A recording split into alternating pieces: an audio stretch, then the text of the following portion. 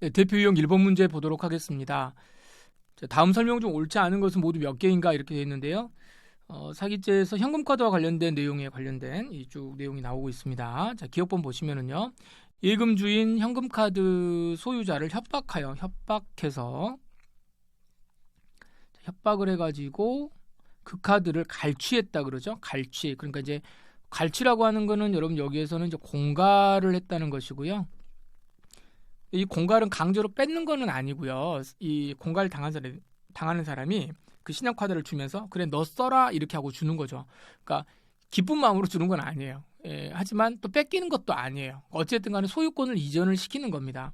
갈취했어요. 갈취한 다음에 피해자의 승낙에 의하여, 그러니까 이게 승낙을 할 수밖에 없는 거죠. 갈취라고 하는 것 자체가 승낙에 의해서 현금카드를 사용을 할 권한을 부여받았다. 그럼 이제 권한을 가지고 있는 거죠. 그리고 가서 현금 자동 지급기에서 현금을 인출했다. 협박을 해가지고 신용카드를 갈취했다라고 하는 것 자체는 뭐가 되겠습니까? 공갈죄입니다. 이거 다음에 공갈죄가 되는 거고, 남의 신용카드를 가지고 가서 ATM 기기에 가가지고 이것을 뽑는 거, 이건 어떻게 하죠? 이건 기본적으로 다 뭡니까? 이건 절도죠. 자, 이건 절도죄가 돼야 되는 건데, 이거는 권한 없이 가가지고 뽑을 때, 남의 신용카드 가지고 가가지고 이게 뽑을 때 이게 이제 절도죄가 되는 건데, 이 경우는 지금 어떻게 되는 거예요? 갈취당했다. 갈취 제가 말씀드렸지만 너 써라고 준 거거든요. 자, 그렇다면 이 경우에는 권한을 부여받아가지고 간 것이기 때문에 현금 자동 지급기 관리자의 의사에 반하지 않습니다. 정당한 권리자가 와가지고 하고 돈 이게 빼는 거기 때문에 따로 절도죄는 성립하지 않고 오로지 뭐만 되는 거예요? 공갈죄만 성립한다. 이렇게 보셔야 됩니다. 그래서 이거는 이제 맞는 질문. 여러분 그 헷갈리지 마시고요. 여기 이 갈취한 거 또는 또 여기도 사취도 마찬가지입니다. 사취라고 하는 건 사기죠. 사기해가지고 이렇게 가지고 온 거, 이것도 권한이 있다고 봐야 되는 거죠. 이거 가서 쓰세요 이렇게 말한 거니까. 아시겠죠? 자, 니은번 보겠습니다. 절취한 타인의 신용카드를 이용해가지고 절도를 했습니다. 절도한 건데 이걸 가지고 현금 자동 지급기에서 자신의 현금 계좌로 돈을 이체를 시켰어요.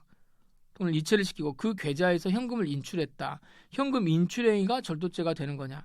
자, 제일 마지막 행위는 뭐예요? 내 통장에 계좌 이체를 시켜놓고 내 계좌에서 내가 돈을 빼는 겁니다. 현금 인출 행위는 항상 이제 잊지 말아야 될 게 뭐냐면 내가 권한이 없이 돈을 빼는 거예요.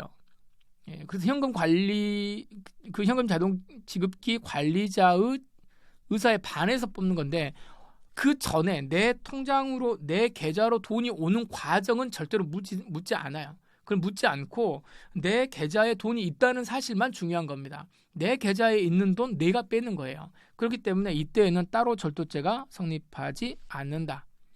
사실 그 논리는 기억번하고 똑같은 겁니다. 같이 생각해 보시면 되고요. 디귿번, 물품을 구입하고 절취한 신용카드로 이제 구입하고 절취한 신용카드로 결제를 합니다. 그러면 이제 절취한 거니까 신용카드 결제하게 되니까 이건 뭐가 되는 거예요? 이제 신용카드 부정사용죄가 되죠. 신용카드 부정사용죄가 되고 여기에다가 매출 전표에 서명을 하네요. 서명을 하게 되면 이건 뭐가 됩니까? 사문서 위조 및 동행사죄가 되는 거죠. 사문서 위조 및 동행사죄가 되는데 이건 어떻게 된다? 여기에 포함된다. 흡수된다라고 그러죠. 흡수가 되는 거다.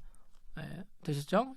여기에서 따로 사문서 위조라든가 위조 사문서 행사죄 이런 것들 따로 성립하지 않는다 이렇게 보시면 되겠습니다. 그래서 이 부분들은 이제 빼야 되는 거죠. 그래서 틀렸네요. 자, 리을번, 타인의 명의를 모용하여 발급받은, 모용해가지고 다른 사람 이름을 모용해가지고 발급받은 신용카드 번호와 그 비밀번호를 이용해가지고 인터넷 서비스로 돈 받았답니다. 요렇게 되게 되면 어떻게 되는 거예요? 요건 사람을 기망한 게 아니죠. 사람을 기망한 게 아니기 때문에 뭐가 되는 거다?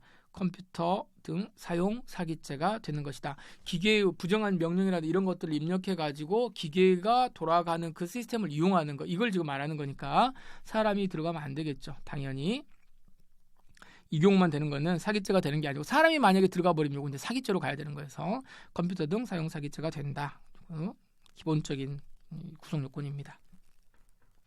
자, 미음번, 강취한 신용카드를 가지고 강취했습니다. 이건 뺏은 거네요. 신용카드를 가지고 자기가 정당한 소지인인 것처럼 속이고 물품을 구입했다. 속이고 물품을 구입했다. 일단 강취해 가지고 썼기 때문에 이건 뭐가 되는 거예요? 신용카드 부정 사용죄. 이거 되는 거고요. 강취한 거 가지고 강취는 뭐예요? 뺏어 가지고 쓴 거잖아요. 그러니까 당연히 사기죄는 따로 또 성립을 하는 거고 이 둘의 관계는 무슨 관계? 네, 실체적 경합입니다. 자, 성립한다 해서 끝나면 안 되고요. 성립한다. 성립하는데 뭐 상상적 경합이다. 이렇게 하면 안 돼요. 여러분 이게 다시 한번 기억하실 게 상경이라고 하는 거는 어떻습니까? 일죄입니까? 수죄입니까? 수죄죠. 수죄이기 때문에 A죄하고 B죄가 두 개가 상경이다라고 말하는 거면은 이것도 성립하고 이것도 성립한 거예요. 근데 이거를 어떻게 처벌할 것이냐의 문제가 이걸 경합범, 실질적 경합범으로 볼 거냐, 아니면 이걸 상상적 경합으로 볼 거냐, 이제 요 문제죠. 즉 상상적 경합이라고 하는 것도 뭐가 되는 거예요? 각각의 죄가 성립하는 문제이기 때문에. 자, 그래서 죄수까지 잘 보셔야 됩니다. 이 마지막 그 미음번은 자, 틀리긴 틀렸는데. 신용카드 부정사용죄도 성립하고 사기죄도 성립하고 둘의 관계는 무슨 관계다? 실체적 경합이다. 여기까지 보시면 되겠습니다. 자, 그러면 정답은 옳지 않은 것이라고 그랬으니까 니은하고 미음 두 개가 틀렸습니다. 정답은 2번입니다.